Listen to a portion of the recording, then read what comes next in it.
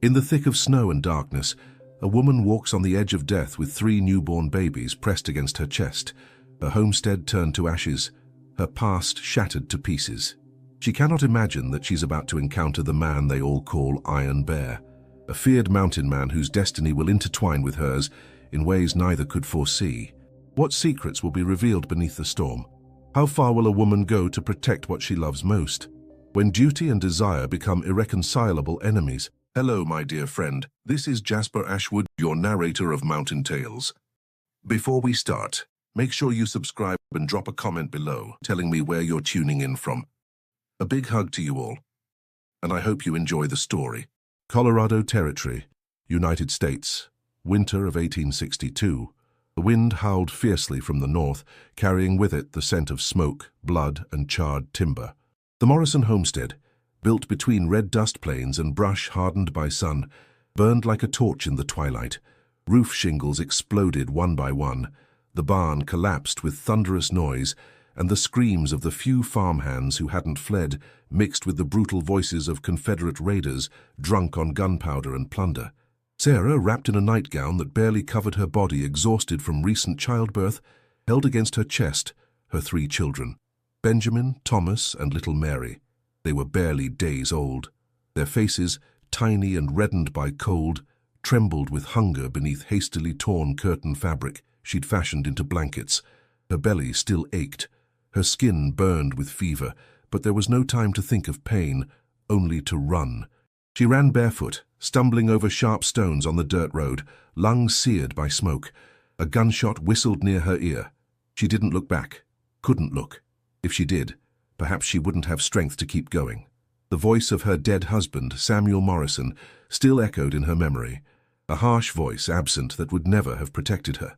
Now she was alone with 3 lives hanging from her arms like broken wings. The wilderness showed no mercy. The day's sun embraced without clemency, and at night the cold bit her bones. She walked for 4 days, drinking from puddles, feeding her children what little her body could offer. Her feet cracked, her lips split into sores. A farmhand she'd trusted stole the only bag of bread she carried and fled with a cowardly smile while she begged for her children's sake. "God curse you," Sarah murmured, but her voice had no strength even to curse. On the 5th day, clouds began closing over the horizon. A white veil descended slowly over the hills. Snow, like a promise of death, began to fall, first in soft flakes, then in increasingly dense gusts. Sarah pushed into the dried brush, covering the babies with her body.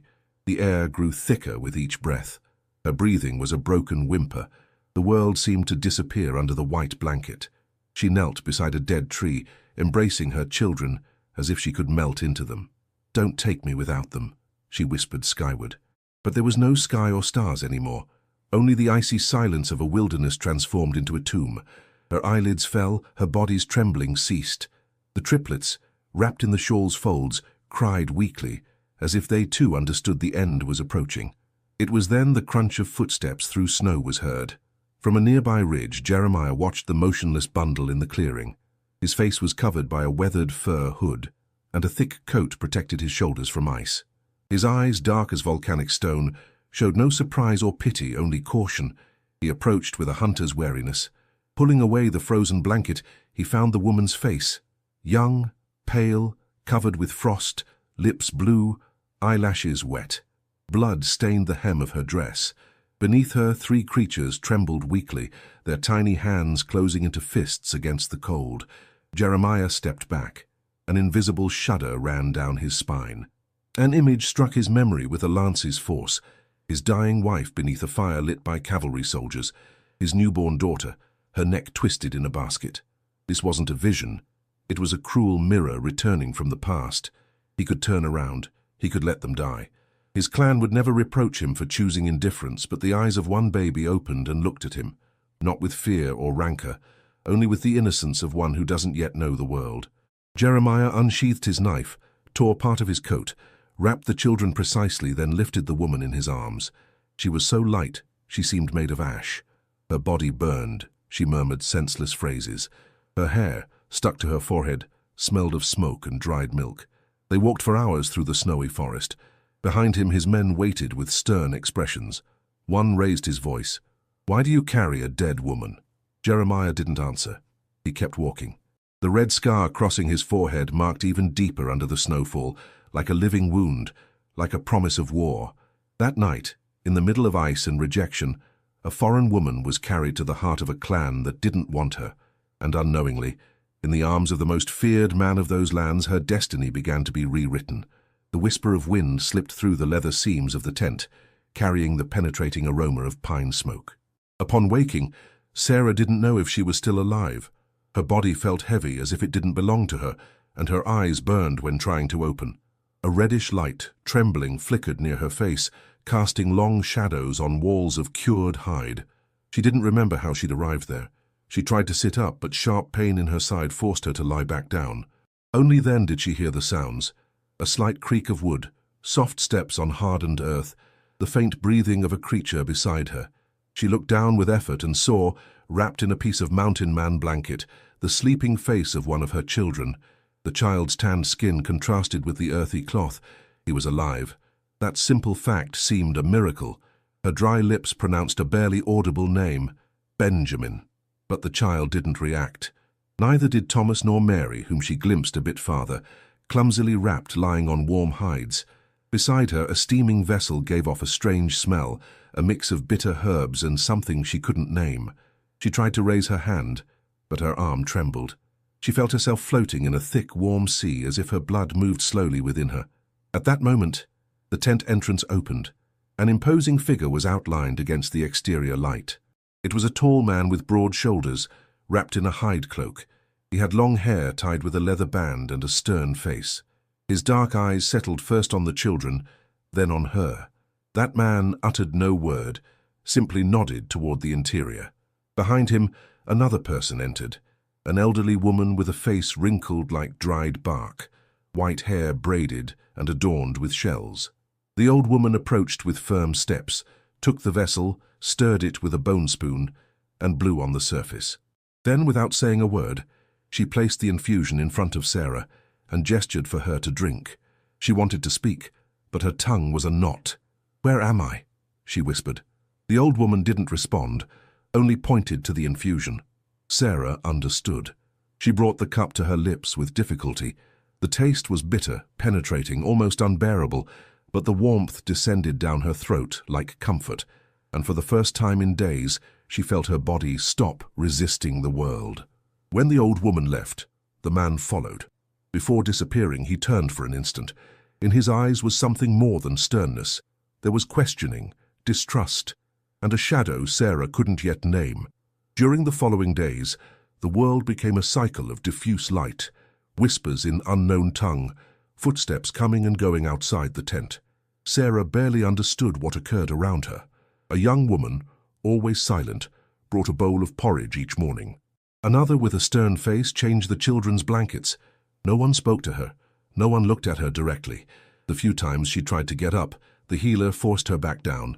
She applied wet cloths to her forehead, gave her infusions to drink, and chewed roots before placing the juice in her mouth. It was care without tenderness, without words, but constant. Little by little, Sarah regained some strength. She learned the old woman was called Singing Crane, that the man who'd brought her was called Jeremiah, that the others didn't want her there. One midday she heard raised voices outside the tent. They were men arguing in their mountain dialect. She didn't understand the content, but recognized the tone. They were furious. One of them mentioned her name, pronounced with clumsy accent, Sarah, and something inside her froze. Singing Crane, who ground herbs by the fire, didn't look up, but her hands tensed. That night Jeremiah entered the tent with firm steps. Sarah looked at him, not knowing whether to thank, fear, or stay silent. He crouched beside the children, observed them quietly. One of them, Thomas, slept restlessly with fever. His breathing was short, labored. "He's burning," Sarah said, pointing to the child desperately. "He needs help. I don't know what to do." Jeremiah looked at her steadily. His face showed no emotion, but his eyes narrowed slightly. He stood without saying anything. He left the tent. Hours passed. Thomas's fever worsened. Singing Crane did what she could, but the child didn't respond. Sarah cried silently, fearing to lose one of her children without even being able to name what afflicted him. She hugged all three, murmuring old prayers learned as a child, powerless prayers that barely grazed her cracked lips. At dawn, Jeremiah returned. His hair was damp with frost and his boots covered with mud. In his hands he carried a hide bag tied with cords. Without a word, he handed it to Singing Crane. The old woman opened it urgently. Inside were fresh roots, a handful of green leaves, and a reddish powder, rare ingredients difficult to find in that season. Sarah understood in that moment. He'd gone out in the dead of night just to find what his clan wouldn't give him. He'd done it for a child not his own, for the son of a foreign woman. Her chest filled with something she couldn't explain. It wasn't gratitude. It was something else, deeper, more dangerous. During the following days, Thomas improved. The fever broke. Color returned to his cheeks. The other children laughed among the blankets, making soft sounds. Sarah began moving with more confidence, helping Singing Crane with the fire, washing her children's clothes with icy water. She watched attentively every gesture, every word, trying to understand. The settlement was small but alive. Men with painted faces, women with long braids, elders sitting by the fire, children running barefoot. All looked at her with suspicion. No one greeted her, but neither did they expel her for now. One afternoon she heard a conversation between two young trappers. One pointed toward her tent. Although they spoke in their mountain tongue, she understood the essential parts. They mentioned Texas traders, weapons exchange. One sketched a smile, the other nodded. Fear rose up her throat like poison. As night fell, Jeremiah found her standing outside the tent with the shawl covering her shoulders, the children sleeping inside. She looked at him with wide eyes, full of tears that wouldn't fall. "Don't let them take me," she whispered. "Please, I beg you." He didn't respond, but neither did he turn away. He observed her for a long time, as if seeking within her something he didn't yet understand. Then, without saying anything, he turned and disappeared into the shadows. That night, the wind again blew forcefully over the tents, but inside, beside the fire's warmth, Sarah knew it wasn't yet time to die. Though the ground beneath her feet was enemy territory, though the faces surrounding her didn't want her there was one thing they couldn't take from her: the will to protect her children. Even if she had to do it alone, even if the price was her own soul. The first snows had melted and the air began filling with the perfume of plants sleeping beneath the earth. The settlement recovered its usual movement, though tension still felt subtle, like a taut thread unseen but burning. Sarah felt it in how some women lowered their gaze when crossing paths with her, or in the murmurs that silenced just as she passed. No one touched her. No one insulted her, but contempt floated like smoke from campfires, invisible but present. Sarah, however, had learned to move in silence. Each morning she left with the shawl tight to her body, children held in her arms, and approached the creek to wash stained fabrics.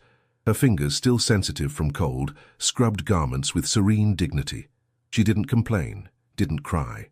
While others worked together, she did so alone. And still, each of her movements was firm, precise.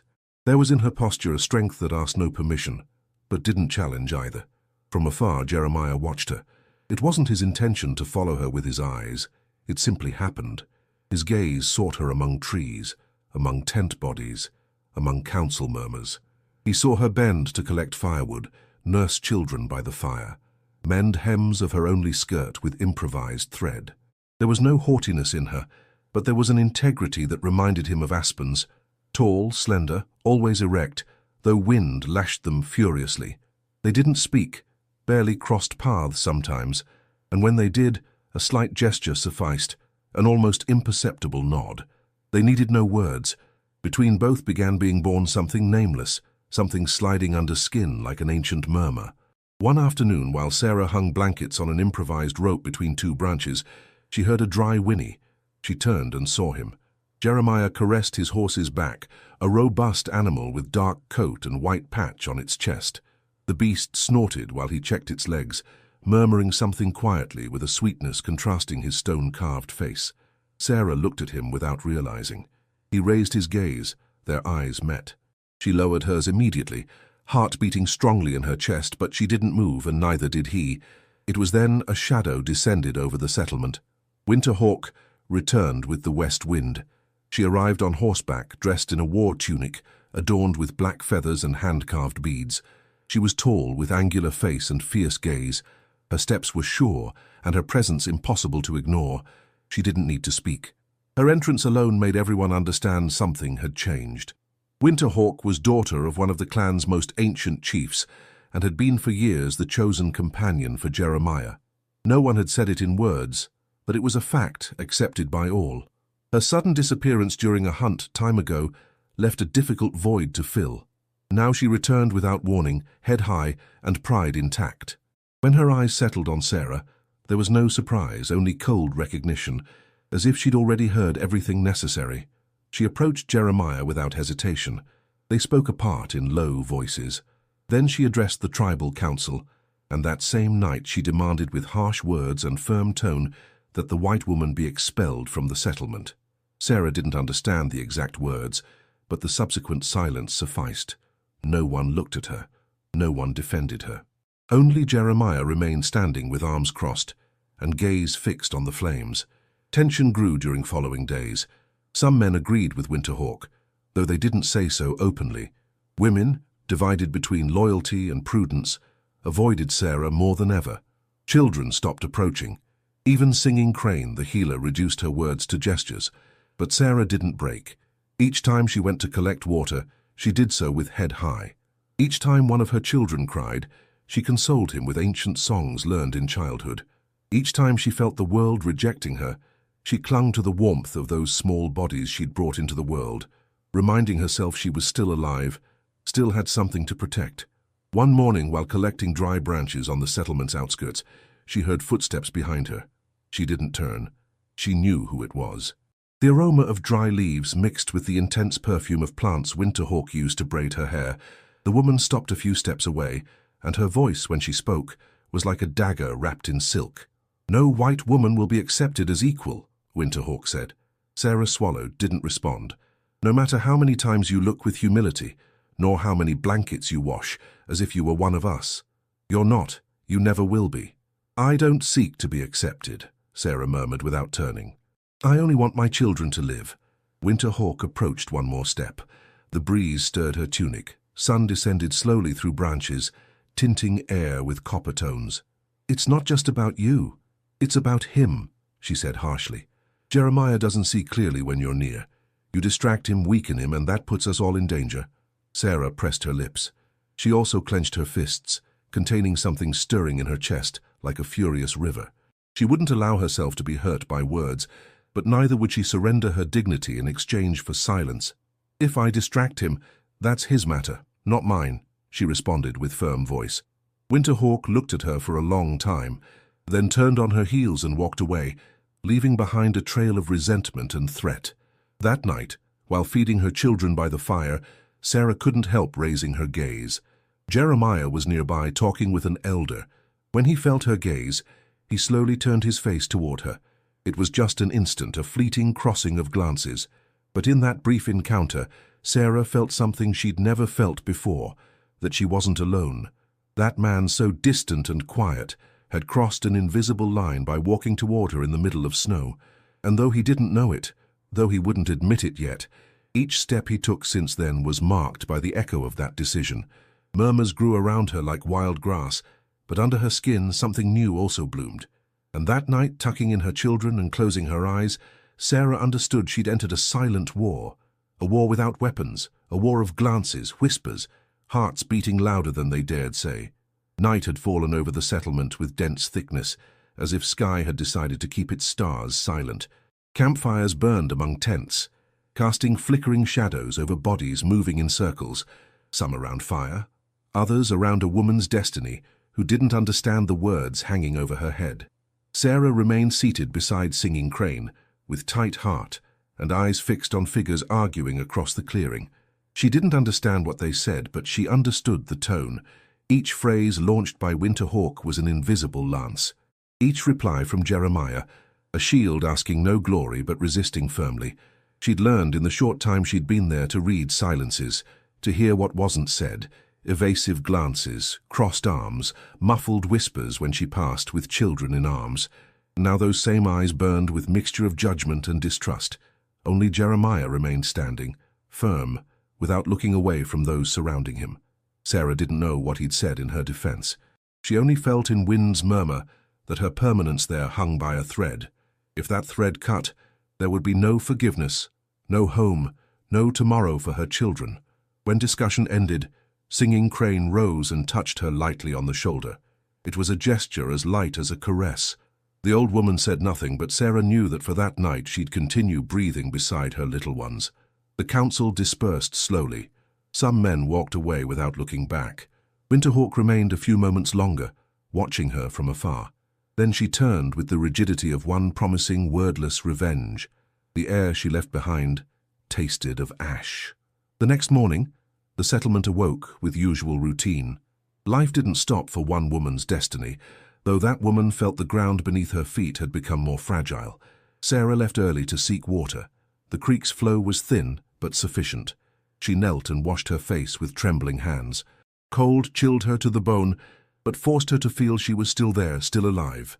During that day something began to change. Small gestures, barely perceptible. An old woman offered her a bowl of corn without looking in her eyes. A child dropped his rag ball near her and didn't flee when picking it up. Singing Crane, while preparing her herb mixture, murmured a word in her language and repeated it twice, touching her chest. Heart, Sarah supposed. Maybe love. It didn't matter. The intention was clear, to teach. Following days were same and different. Singing Crane began pointing objects with her finger, naming them slowly. Then she pointed the same object in Sarah's hands. A stone, a bowl, a blanket, a dried flower. Each new word engraved in her mind with precision of prayer. Singing Crane also taught her lullabies, soft and rhythmic, which she repeated while braiding her hair or sewing new blankets for the little ones. Sounds were difficult at first, but Sarah repeated with determination even when mistaken. Learning was her only weapon. As days passed, she sewed blankets beside others, though silently. She learned to recognize gestures of disapproval, but also those of discreet acceptance. A slight nod, a gaze no longer averting with contempt. Her children were her refuge. Seeing them sleep, seeing them smile among wool folds, gave her strength. Mary's crying, Benjamin's sigh, Thomas's yawn were rhythms of her soul.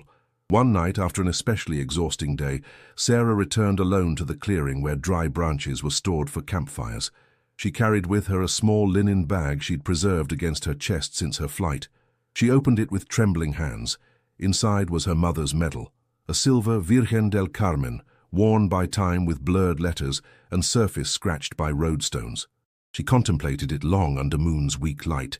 She thought of her mother, her childhood, the hacienda's altar where each Sunday she knelt obediently, of the woman she'd been before fire, before cold, before crossing the threshold of a world that rejected and transformed her simultaneously. She dug a small hole among stones under the nearest tree. She placed the medal there delicately. She didn't cry, only whispered, "Nothing I was belongs to me anymore." She covered the medal with earth and branches. Upon rising, she saw she wasn't alone. A few steps away, Jeremiah watched her silently. There was no noise in his footsteps, only night breeze and slight creak of leaves. Sarah looked at him with open eyes, but without startle. He didn't approach, didn't ask either, only slowly raised a hand and took from his belt a small object wrapped in hide. He offered it wordlessly. She extended her hands. It was a knife, not large, not for war, but well sharpened, with handle adorned by small dark bead knots. Sarah held it without understanding.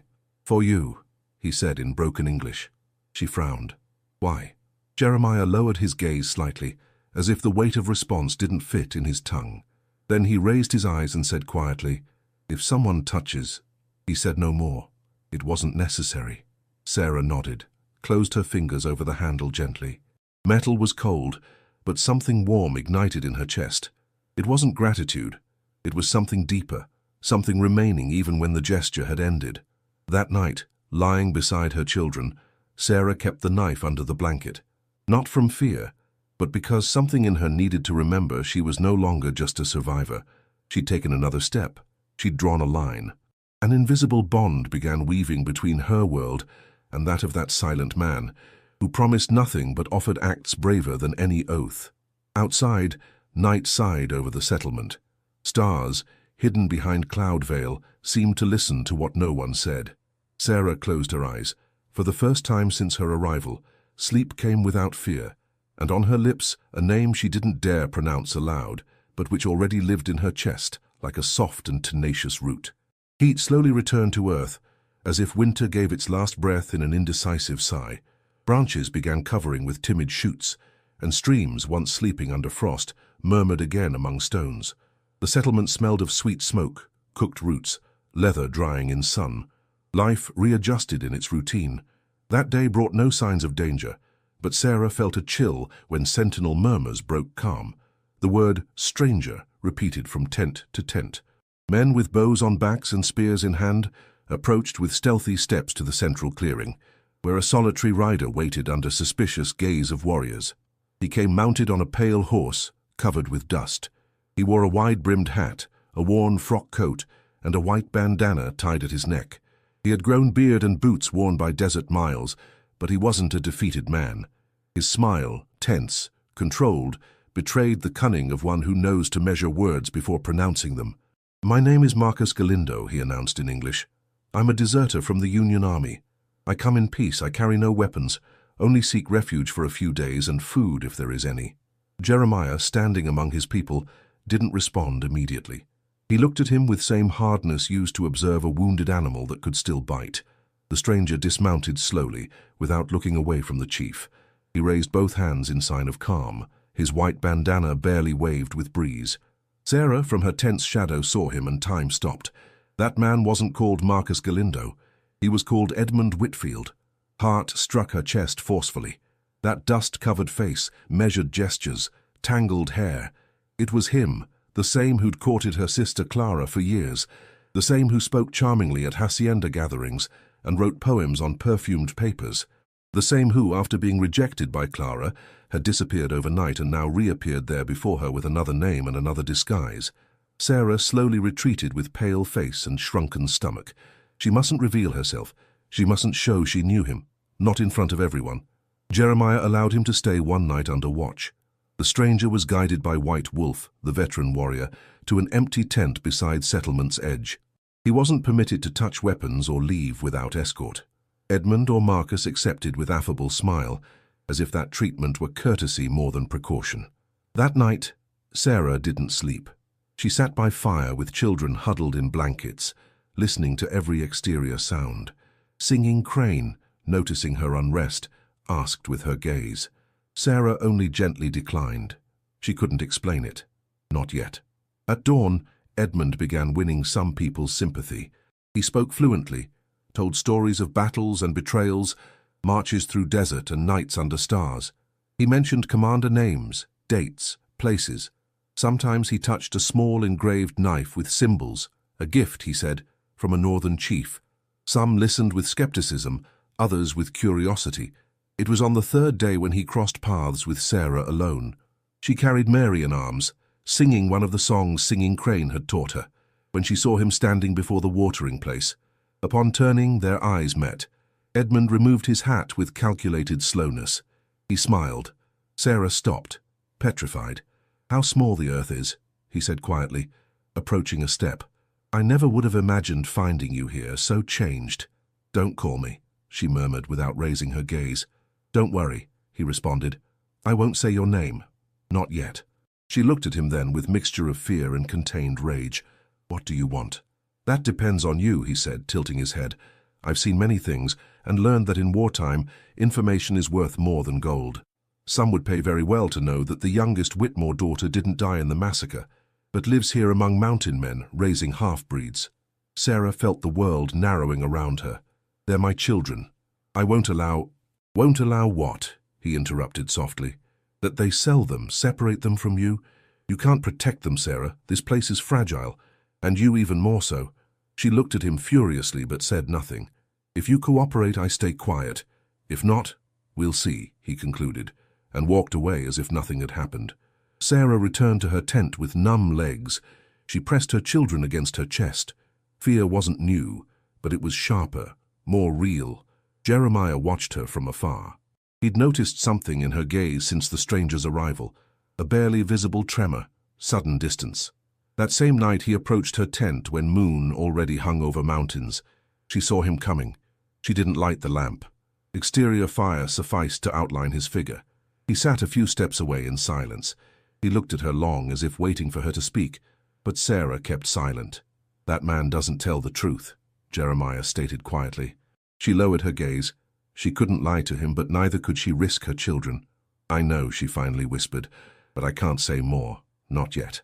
Jeremiah nodded. He didn't ask, only stood and walked away with slow steps. That night, Edmund wrote with crude ink in a small leather notebook. He did it hidden under blanket with a pen he'd kept among his clothes. He noted names, descriptions, settlement movements. He also wrote, "The white woman isn't just anyone. Her name is Sarah Whitmore, sister of Clara, they say widowed, lives under the chief's protection, has 3 half-breed children, can be used as exchange currency." He closed the notebook and stored it in his boot. Outside, wind struck tents with sharp whistle. Inside, danger grew invisible, fed by past shadows. And Sarah, sitting by fire, knew the destiny she'd built with so much pain could crumble at any moment, with just one cursed word, with just one revealed secret. But she also knew she didn't intend to surrender.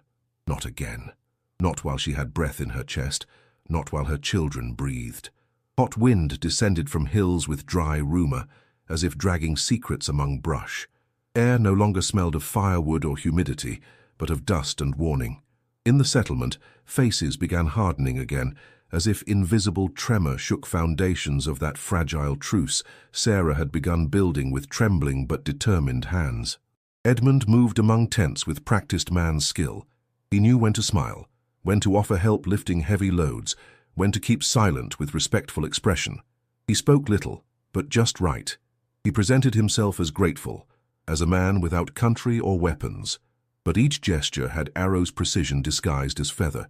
Some young mountain men began listening to him. He laughed with them by fire. He shared tales of distant battles, soldiers sleeping with open eyes and generals betraying for gold. He related how he'd deserted for principles, not cowardice. He said governments changed like seasons, but a man's value measured in his word. Some believed him, others pretended to. Winterhawk watched him carefully. She didn't trust him fully, but did trust his usefulness. Contempt toward Sarah had grown since her return, and now she found in Edmund a convenient instrument. She asked no questions, enough to let him speak. Rumors began circulating subtly, first on a young woman's lips who claimed seeing Sarah speak alone among stones. Then, in evasive gaze of mother, who noticed one of triplets fell ill just after crossing her shadow. Later, an elder whispered it wasn't natural for white women to survive so long in foreign land without giving something in exchange. "She's a witch," one said. "She and her children bring bad air." Jeremiah listened without intervening, but his eyes said everything. His people began dividing, and that fissure grew like echo among tents. Sarah felt it. Each step in settlement became heavier, gazes colder, words scarcer. Some women avoided their children approaching hers. Food arrived late or in smaller portions. Even Singing Crane, always firm but constant, showed more silent, as if protecting something she couldn't name. But she didn't surrender. She never did. One dawn, son of one of Clan's most respected weavers began convulsing. His mother, desperate, screamed for help. Men slept. No one came. It was Sarah who ran to the tent. She entered, uncalled. The child trembled, his body covered in cold sweat, eyes rolled back. "He can't breathe," the mother murmured, crying. "He's going to die." Sarah knelt beside him. She remembered an infusion Singing Crane had taught her weeks back, made with bitter roots and steam. She ran out without waiting permission. She returned with clay vessel where mixture boiled. She moistened cloths. She placed them on child's chest, wrapped him in blankets, and while blowing steam toward his face, whispered a lullaby in language she barely mastered, but repeated with soul. Hours later, child breathed slowly. His eyelids trembled but no longer agitated. He slept alive. News spread like fire over dry leaves. No one understood how, but Sarah had saved son of one of theirs. The weaver spoke no words of gratitude, but that same night placed small thread bracelet beside entrance of tent where Sarah slept. It was a gesture, symbol, beginning. Next day, an old woman approached her cautiously. "Sister," she said, touching her arm delicately. Sarah didn't know what to respond, but tears burning in her eyes said more than any word. Jeremiah witnessed everything. From distance, he watched woman who time ago arrived broken in his arms. Now she walked with dignity that made many uncomfortable. There was something in her indefinable. It wasn't just strength. It was beauty without pretension, courage without arrogance. A woman marked by pain, but not defeated by it. He looked at her each time with less distance. Her presence unsettled him, not from weakness, as Winterhawk had said, but from certainty that this woman could overturn his convictions without saying a single word. That night, Sarah couldn't sleep. Air was thick. She felt something gestating in shadow. She took children and covered them with more blankets. She left tent carefully without making noise. She walked among extinguished campfires. Embers still glowed under ash. It was then she saw him. Edmund, leaning against a trunk, wrote in small black leather notebook. His face was illuminated by tiny flames trembling light. He moved hand rapidly, as if each line were urgent. Occasionally he looked around, then returned to writing. Sarah remained motionless, heart pounding in chest. He didn't see her. She returned to tent without being discovered.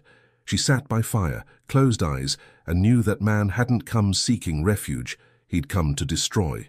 Calm that had cost so much to build hung by thread, and she was not rope and weight.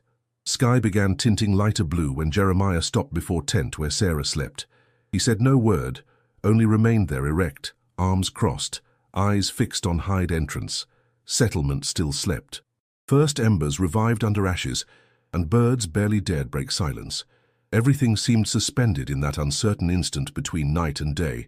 Sarah emerged with one child in arms. Her eyes still carried sleep weight, but seeing him there, so firm and silent, she understood something had been decided. "Come," he said in his rough but clear English. She didn't ask where, didn't request explanations, only nodded. She gathered some blankets, children's diapers, and bag with dried bread. Singing Crane handed her without word an infusion wrapped in thick cloth. White Wolf watched them depart from shadow without intervening. No one else moved. They mounted horse before sun touched hills. Jeremiah helped her up, arranged children among well-secured blankets, and took northern route. They rode silently for several hours. Air was still cool, but sky announced heat would soon seize the day. Landscape changed little by little. From brush-covered plains they passed to narrow canyons, paths bordered by oaks and grey rocks. As they advanced, world sounds seemed to distance. No longer heard tent rumour, nor other horses' trot, nor distant conversation murmur. Only remained sound of hooves striking earth, wind sliding among branches, and Mary's soft crying as she dozed in her mother's arms. They reached valley, when sun was already high. It was hidden place among hills, sheltered by ancient trees and ravine where crystal water thread ran. Wildflowers speckled path edges, and butterflies fluttered in silent dance over hot stones. Place seemed untouched, ancient, alien to time. Sarah dismounted slowly. Jeremiah helped arrange children under tree shade. Then he walked away a few steps, gathered firewood, and lit fire. He did everything with tranquil efficiency, without hurry, as if each gesture had interior rhythm independent of world. Sarah sat on ground with back against trunk. Children slept. She looked at them long while, then raised gaze toward him. "Why did you bring me here?" she asked quietly. Jeremiah didn't respond immediately. He walked to ravine, collected water in clay vessel, and returned. He sat facing her, crossing legs solemnly. Only then did he speak. "This place was ours." Sarah frowned slightly. "Ours, hers, and mine," he clarified, lowering gaze. "Morning Star." Her name remained suspended in air. His voice didn't tremble, but his eyes darkened, as if shadow enveloped them from within. "She was my wife. The first," he continued. "We lived in highlands. She was laughter, was song. She sang with hawks when they flew over valley." Sarah didn't dare move. His voice tone was low, grave, like drum resonating in earth's entrails. One day cavalry soldiers came. Said they needed lands, water, passage. Said they wanted to talk. They entered with white flags and left with fire. Morning Star died in my arms. Our daughter hadn't yet opened eyes. They took her too. Silence that followed was long, more than any word. A bird crossed sky and its shadow passed over both without either raising gaze. "Since then they call me Iron Bear," he said bitterly, "for blood, for scar. But that's not my name." Sarah looked at him without blinking. "And what do you call yourself?" Jeremiah lowered eyes as if saying his true name implied breaking vow he'd kept for years. "Nathaniel," he whispered. "He who hears the wind." She repeated name in mind, like one guarding secret jewel among soul's folds. "Nathaniel," she said quietly, testing its sound. He raised gaze. Their looks met. For first time, without barriers, without different tongues, without duty's weight, just them. Two wounded souls, two survivors. Fire between them crackled slowly, like heart beating with effort. Sarah approached barely, not with intention to console, but to understand. She sat facing him at intimate but prudent distance. Sun began descending behind hills. Wind slipped among branches, and with it came distant song. A hawk soared sky. She pointed with trembling hand. "Do you believe she still sings with them?" Nathaniel nodded gently. "Yes. When wind brings that sound, it's her." Sarah felt eyes moisten, not from pity, but from painful beauty of that memory, from way he spoke of lost love with dignity of one who hadn't buried it, but transformed it. Tears flowed without permission. She didn't try to stop them. Nathaniel extended hand, didn't touch her face, didn't embrace her, only grazed her blanket's edge, barely visible gesture, but one that made her tremble. Sarah closed eyes. That hand's touch sufficed to ignite her skin, not with carnal desire, but with contained tenderness that hurt more than any caress. Night fell over them like thick blanket. Children slept wrapped in warmth. Fire illuminated their faces with soft shadows. Nathaniel looked at her. Sarah held his gaze. They didn't know who leaned first, only that their lips met slowly. It was unhurried kiss, without urgency, quiet encounter between two bodies marked by loss. They didn't cling, didn't devour each other. It was moist touch, trembling, as if both feared and needed each other simultaneously. They separated slowly, didn't speak. Silence was their refuge. Nathaniel looked away. Sarah imitated him. Both knew what had been born between them was more powerful than flesh, but also more dangerous. That night they slept close, but not together. Fire consumed slowly, and among branch crackle, water murmur, and hawk's distant song floated something nameless. Invisible bond, revealed name, shared wound, and promise neither dared pronounce, but from that moment lived in both their blood. Return to settlement was silent. Afternoon air carried different scent, mixture of smoke, ash, and wet brush. Season had changed without warning. Spring, though warm, brought no comfort. That hidden valley that had served as refuge now seemed distant, almost unreal, like too brief dream that life insisted on erasing quickly. Nathaniel and Sarah crossed last hill as sun fell. From height they could see tents still standing, but something in settlement's arrangement didn't fit. Movement was missing, music was missing. Life that used to sprout among paths seemed replaced by contained tension, by leaf whisper that didn't belong to wind. White Wolf received them wordlessly. His face expression sufficed. "He left," he said, looking at Nathaniel gravely. "At dawn he took horse without permission. He was heading south." Nathaniel frowned. Sarah didn't need them to say the name. Her stomach contracted as if invisible fist had squeezed her heart. "Did he carry anything else?" the chief asked. "Nothing we saw, but they saw him speak with 3 men in Canyon. Texas uniforms," White Wolf added, lowering voice. Sarah felt world closing on her. Her breathing became short, uneven. Nathaniel fixed eyes on horizon, then lowered them toward her. He asked no questions, offered no explanations either. Hours later, council gathered around major fire. Men of all ages spoke, discussed, raised voices. Some demanded fleeing north, others preparing for war. Elders kept silence, as if time had taught them no word wiser than one kept quiet. Sarah remained aside, sitting on stone with Mary sleeping in lap and twins, lying on blanket near her feet. She didn't cry, didn't tremble, only listened. But within her an idea germinated forcefully, certainty as clear as knife's edge. Later, when sky tinted dark blue and stars began appearing timidly, Sarah approached Singing Crane. She knelt before her and took her hands respectfully. Old Woman looked at her with deep eyes and understood without need for words. "Care for them," Sarah said in rudimentary mountain tongue. "Just little time." Singing Crane didn't respond, but nodded. She called one of younger women and indicated she'd bring warm milk and new blankets. Then she leaned over children and murmured ancestral blessing, soft song that seemed to wrap them in invisible protection net. Sarah kissed each one. Her touch was light, almost ethereal. She didn't want to wake them, didn't want them to see her leave. She took her shawl, tied knife Nathaniel had given her to belt, and left silently. Her steps were firm, legs more sure than ever. Fear was still there, but beneath it was something more powerful, Mother's determination. She hadn't advanced much when she heard footsteps behind. She stopped without turning.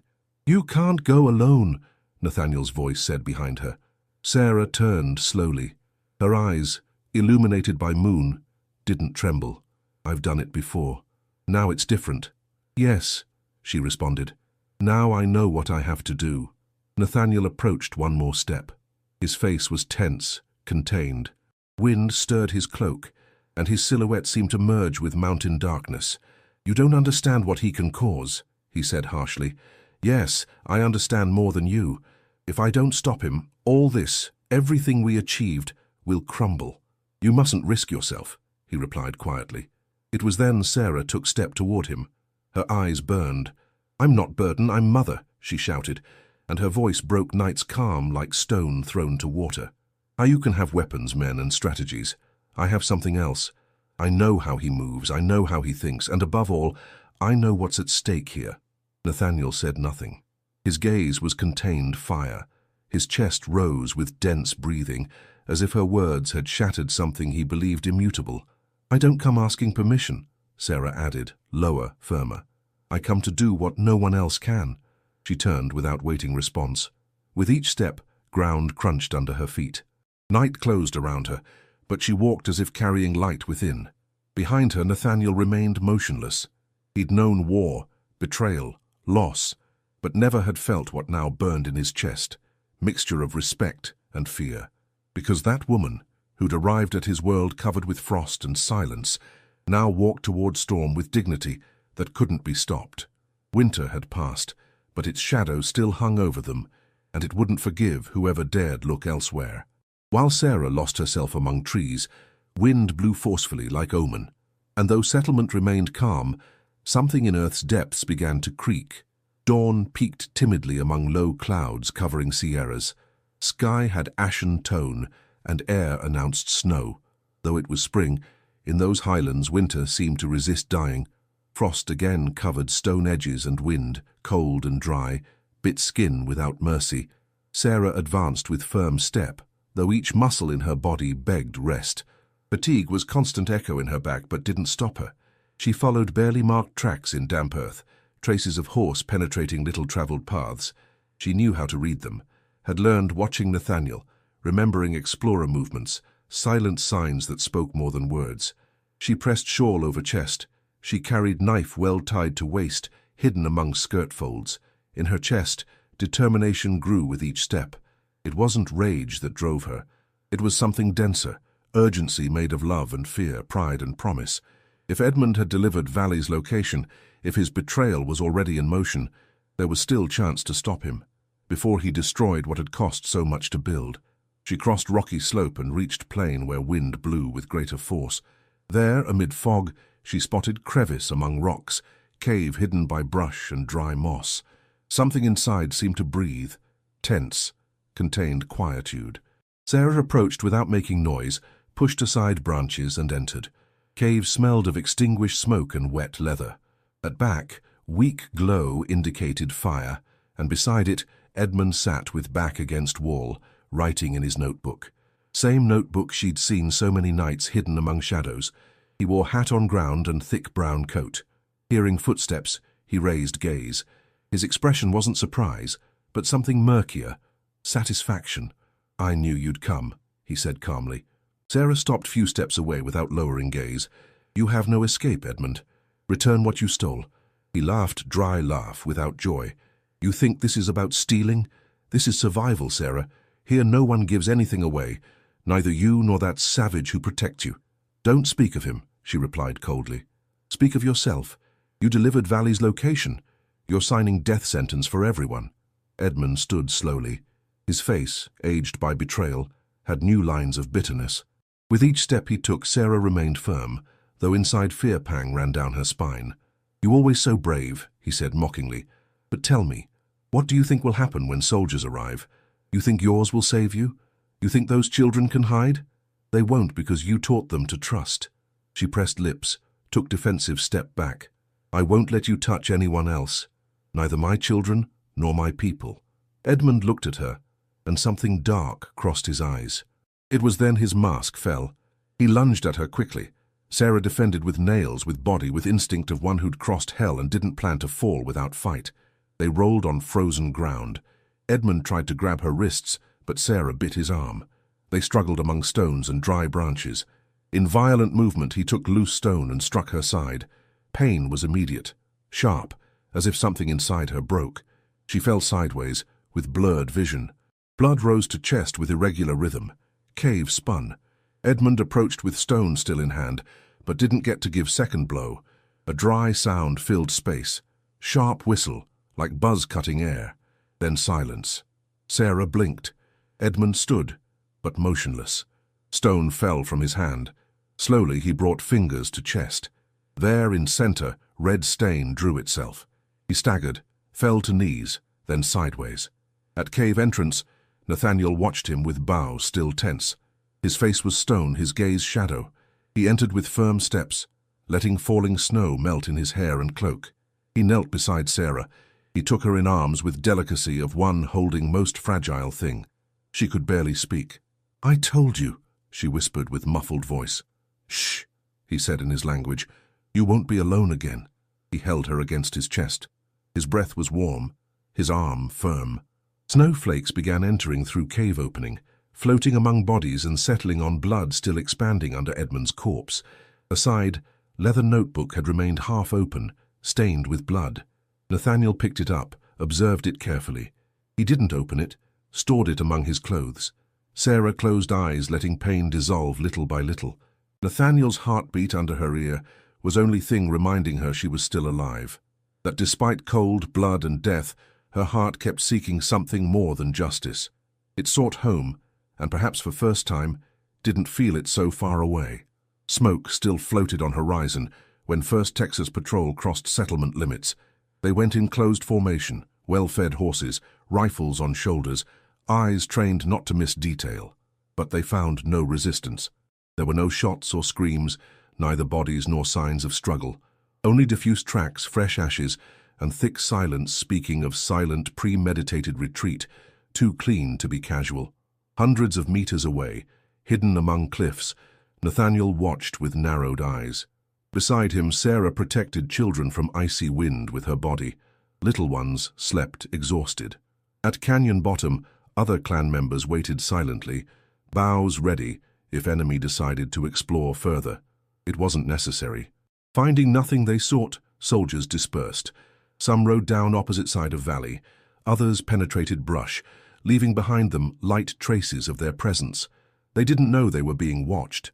They didn't know their steps had been foreseen. Nathaniel gave march order. They had to continue.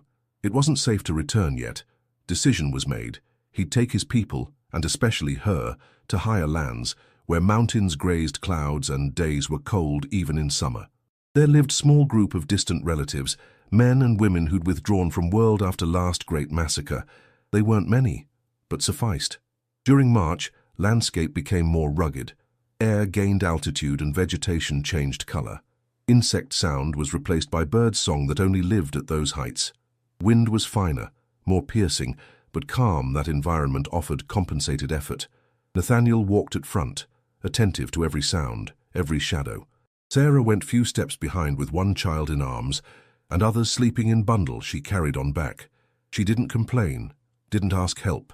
She'd learned to measure her breath and save strength for when most needed. One afternoon, when sun descended slowly among peaks and group stopped beside stream to drink and light fire, Nathaniel sat beside her. For first time in days, silence wasn't obligation, but opportunity. Sarah looked at him sideways. He was covered with dust, skin tanned by sun, dark braids falling over shoulders. In his eyes was no hardness, only deep, human, contained fatigue. You should have left me, she said suddenly. When you found me that day in snow, I could have died. Perhaps it was just.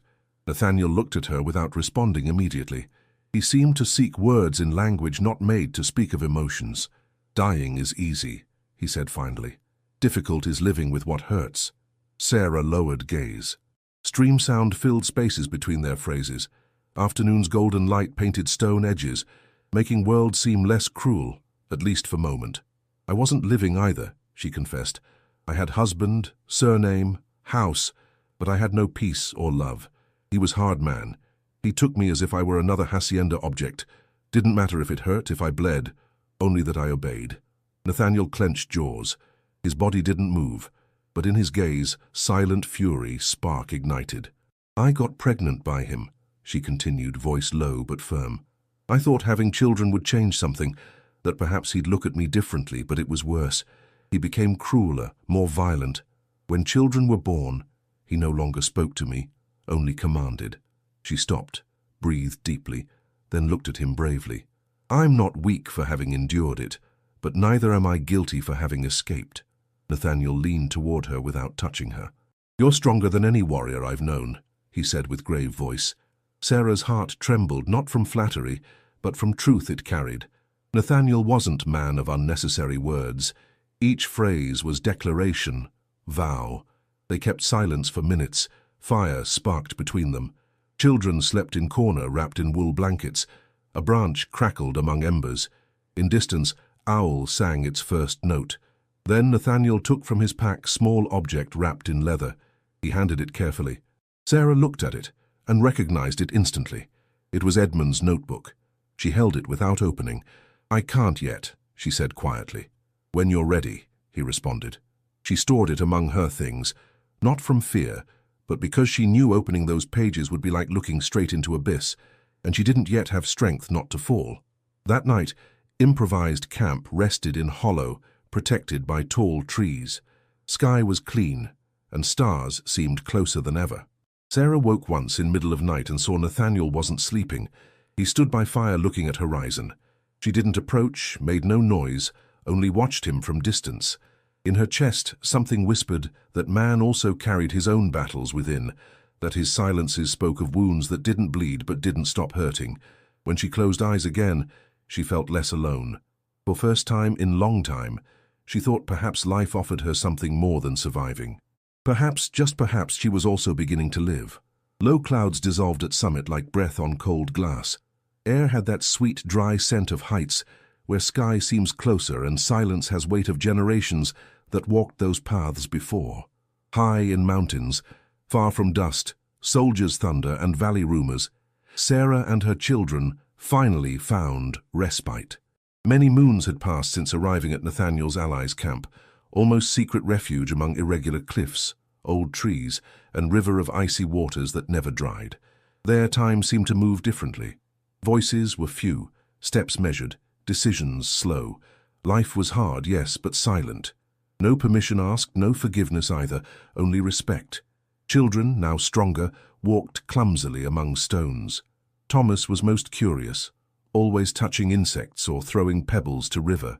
Benjamin, in contrast, was quieter, sought refuge near fire and observed. Mary, youngest, followed her brothers like cheerful shadow, babbling words mixed between English and mountain tongue. Their bare feet didn't fear ground, and her laughter, when it burst, extended like caress over peaks. That day at dawn, sky tinted red, deep, thick red, as if sun had bled over clouds. Clan elders gathered before major fire, watched silently. One raised stick adorned with eagle feathers. No one spoke, but all knew how to read sign. In that land, red sun wasn't death omen, but transformation, something that must begin anew. Nathaniel, from summit, contemplated horizon. He had no words to describe what he felt, but his chest expanded with calm he hadn't known since youth. There was something in that sun, in that woman, in those half-breed children who laughed fearlessly, that reminded him not everything lost was destined to disappear. Some things returned in other form, other time. He descended toward tent he shared with Sarah. He saw her from behind, combing Mary patiently, speaking in mountain tongue, teaching animal names. Child repeated each word clumsily but enthusiastically. Nathaniel didn't interrupt, only observed. Sarah's voice tone had something different, no longer doubt. It was belonging. That language that months ago was alien now flowed from her mouth naturally, as if it had always been there. "Good day," he said when Sarah noticed his presence. "Good day, Nathaniel," she responded without stopping combing child. He sat near, took Benjamin in arms, lifted him easily, and gave him nickname in his language, Little Wolf, he who watches from shadows. Then he embraced Thomas and called him Laughing Bear, he who brings joy. To Mary he said, Bright Star, she who brings light. Sarah listened with tight heart. She knew those names were more than game. They were way Nathaniel claimed them as his, not with laws or words, but with soul. Mid-morning, while collecting water by river, young man ran from cliff path. His clothes were covered with dust and feet bare. He announced strangers' arrival. Settlement altered. Warriors gathered. Nathaniel gave order to observe, not attack. Sarah, with children safe beside Singing Crane, walked to path limit. There she saw her, Winter Hawk. She came on foot, leaning on wooden staff. Her clothes were torn, face covered with earth. She had deep cut on right leg and walk was clumsy, unbalanced, but her gaze remained haughty, as if still refusing to fall completely. When she reached Nathaniel, she didn't say his name, didn't demand, didn't accuse, only bowed slightly and murmured, "I ask refuge." Nathaniel didn't respond, only nodded and stepped aside. Winterhawk staggered, and it was Sarah who ran to hold her before falling. She led her to empty tent, cleaned wound without asking anything, offered water, changed bandages. Winterhawk didn't speak. Her silence was no longer arrogant. It was something else, humility that hurt. For days, Sarah tended her carefully. She didn't seek to please or redeem herself. She did it because necessary, because she understood pain, because she knew even proud ones bleed. One night, while moon shone high over camp, Winter Hawk spoke finally. "He told me he'd wait for me, that he'd take me with him," she whispered without looking at Sarah, "that together we'd have our own land, that he'd teach me to command, to be strong in white man's world." Sarah didn't respond. She knew whom she referred to. "But he left me. When soldiers came, he pushed me to ravine and fled. Didn't even look back." Winter Hawk's voice broke for first time. "You believed him?" she continued. "I did too, but you knew when to stop. I didn't." Sarah took her hand without squeezing. "It wasn't weakness," she said gently. "It was pain. And sometimes, when one bleeds inside long time, clings to anything not to die." Winterhawk closed eyes.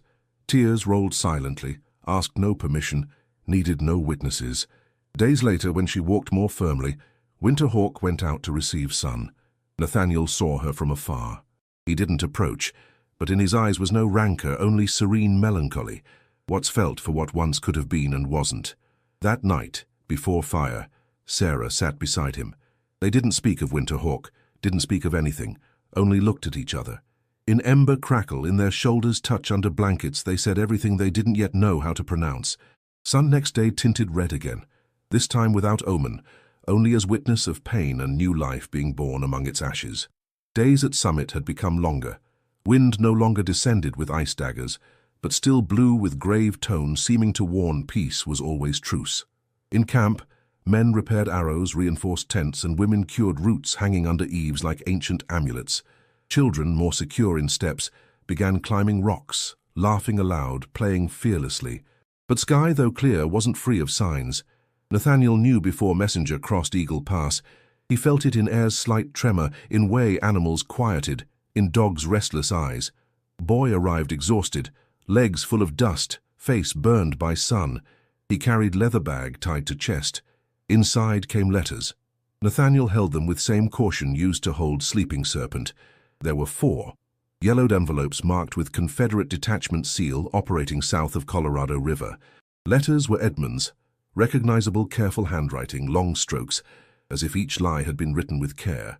Letters spoke of white woman, Sarah Whitmore, who'd betrayed her people, said she'd abandoned home by own will, collaborated with mountain men, taught children their language and customs, knew clan movements, slept under same roof as chief enemy of Southern Army.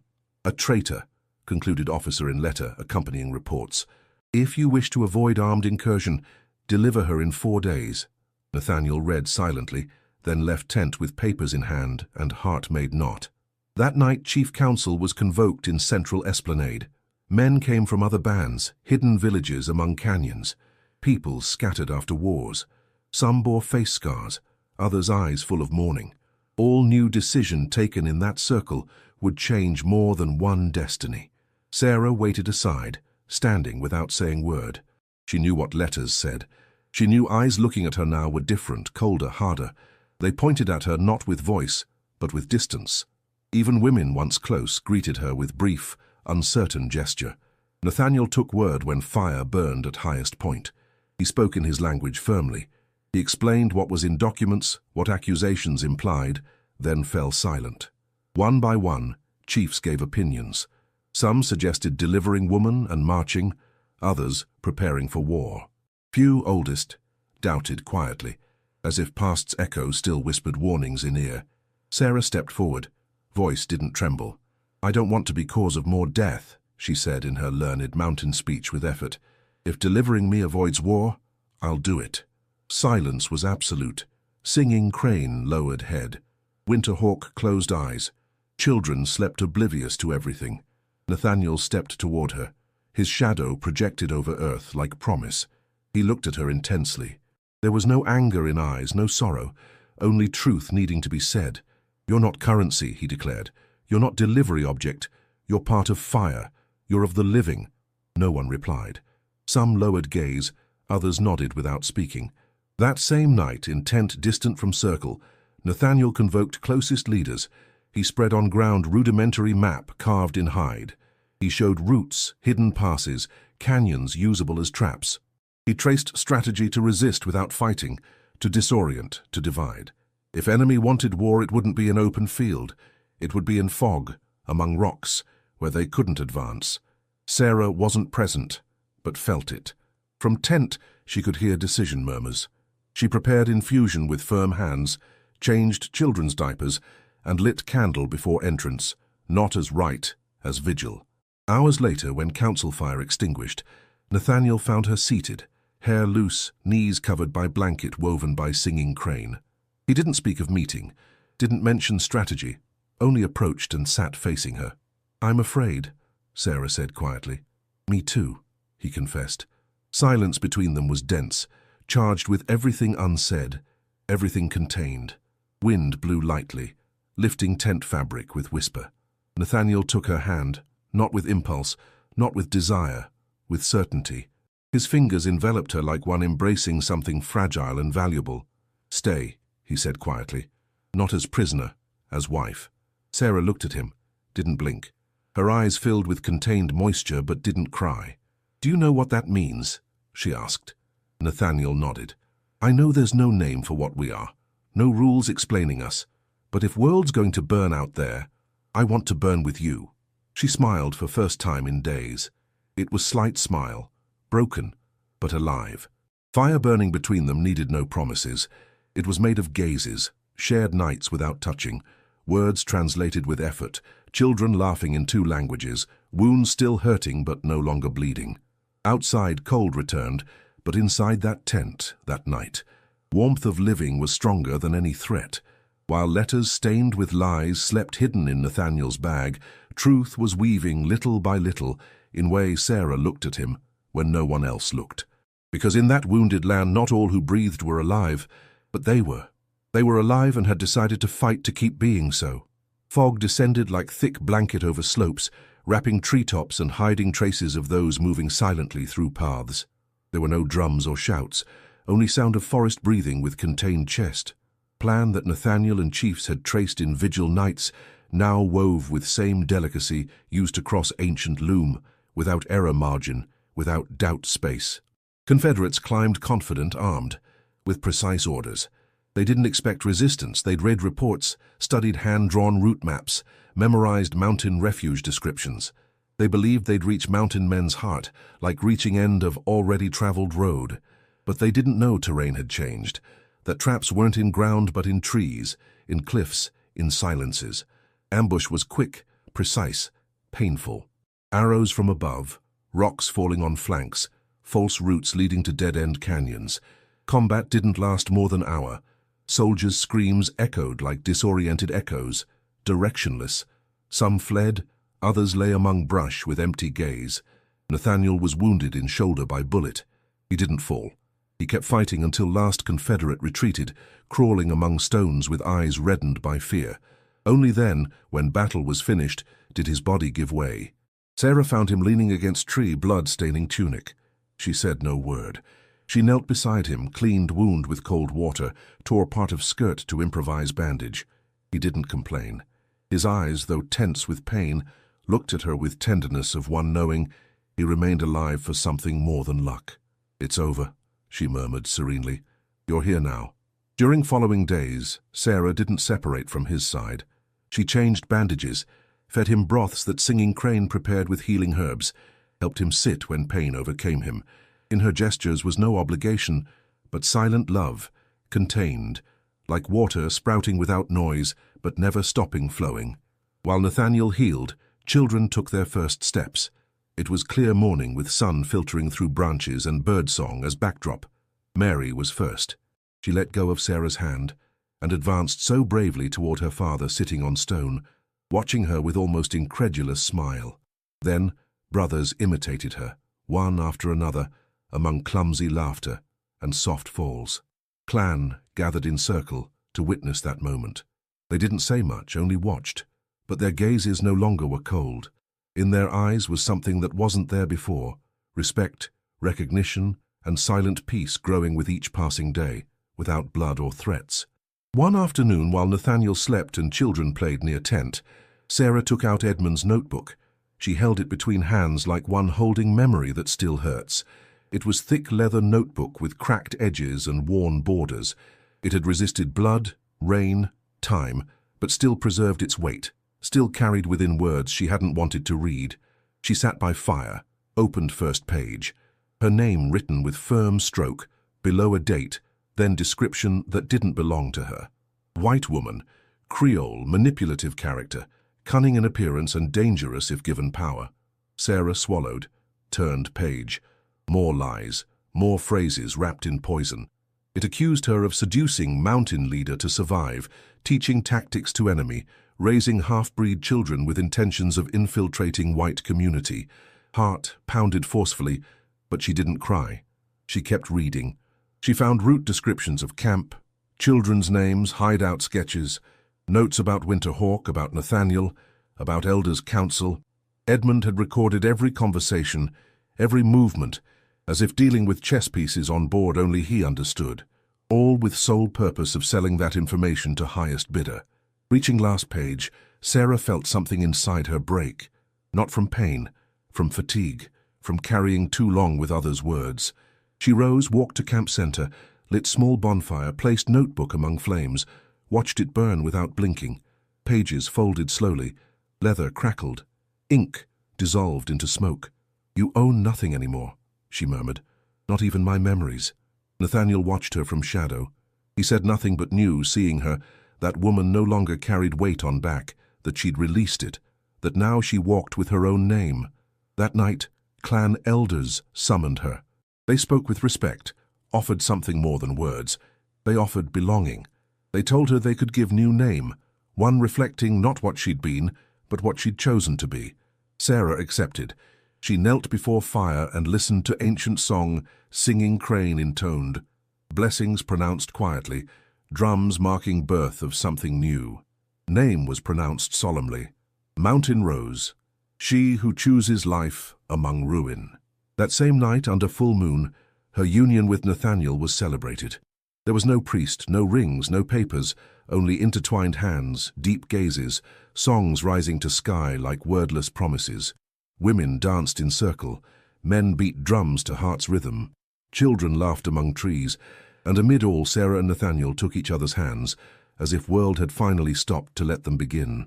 They made no oaths, promised no eternities, only looked at each other.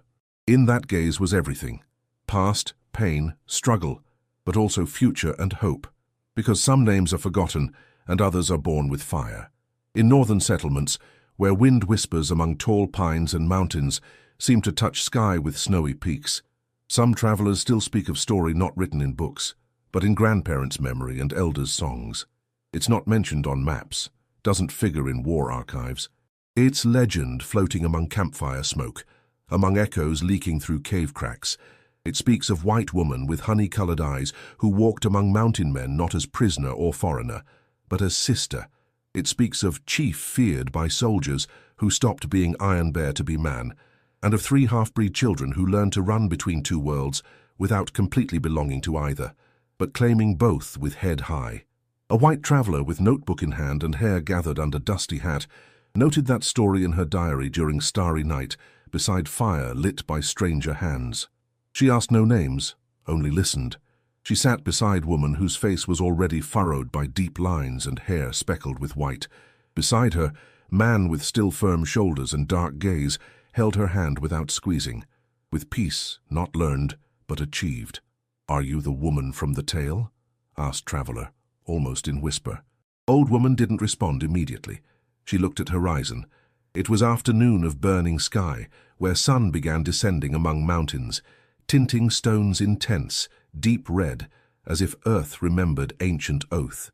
"I'm not what they say," she finally responded, "but neither am I what I was." Beside her, man nodded. He needed no words. His presence sufficed. They walked together to Hill's summit, where wind blew more forcefully, and memories became clearer. Their steps were slow but constant. He offered arm and she took it naturally, like one who'd been doing it lifetime. In distance, 3 figures watched them. One, tall, with firm face, held spear carved by his own hands. It was Benjamin, now man of deep gaze, skilled hunter, defender of his people. Beside him, Thomas, more reserved, with book under arm and bead necklace hanging from neck, observed group with eyes knowing to listen before judging. Third, Mary, braided hair while smiling.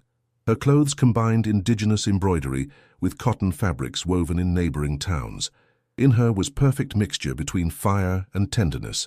All 3 were living testimony of story no one dared deny, though few knew how to tell it exactly. Some assured woman had been sold as slave. Others said she was kidnapped, that she'd bewitched chief with golden gaze.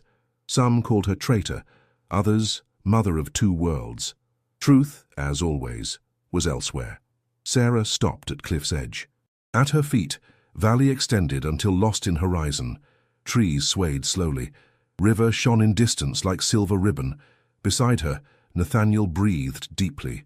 His hair, now graying, flew with wind. Wrinkles on face told more than any tale could write. "Do you remember?" she asked without looking at him. "I remember everything," he responded. Sun's light descended little by little. Sky became crimson. Clouds seemed to ignite silently, and air acquired that warm, solemn tone of farewells that don't hurt, but close cycles. Sarah gently squeezed Nathaniel's arm. "This time, there's nothing to fear," she whispered. He didn't respond with words, only placed hand over hers, and together they remained there silently like 2 figures stopped in time. They needed no talk of battles, flights, losses, nor of wounds history had left in their bodies. They'd conquered fear, not with weapons, but with life. Below in camp, grandchildren ran among tents. Singing Crane was no longer there, neither many of old ones, but songs still heard at nightfall. Every time someone asked about that honey-eyed woman who spoke mountain tongue with different accent, old women looked at each other, smiled, and said, "She has no name, she gave it to fire."